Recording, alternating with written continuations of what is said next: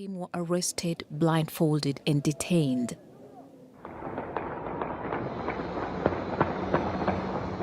The Sudanese government then banned foreign journalists altogether.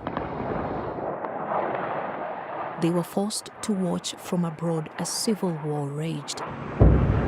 Without much media coverage, it has been impossible to get reliable information, but estimates put the number of civilian deaths at over 10,000.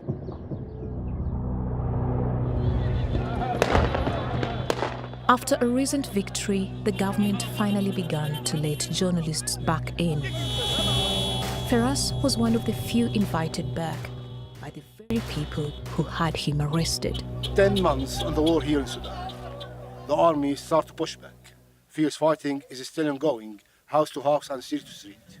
But it's difficult to see any ending side to the violence.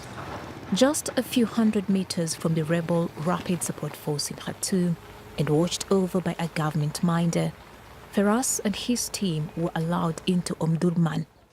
Once it was a bustling city of over 2 million. Today, it is a ghost town.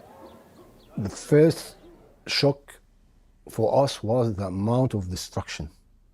Several districts completely destroyed by warplanes, artillery. It's really, really sad to see. You know, the old market in Omdurman is one of the most beautiful places in the country. It was looted completely and destroyed. With mortars still landing in the area, the government army deploys significant reinforcements. Hidden in the streets and alleys are a few civilians who haven't fled the fighting. They just say because they don't want to, after this age, to leave their homes. Every one of them has a shocking story to tell about what happened there. Those who remained seemed fearful to talk, but Feras managed to find one man prepared to speak about the suffering that he had witnessed. Locals were unable to properly bury loved ones killed in the fighting.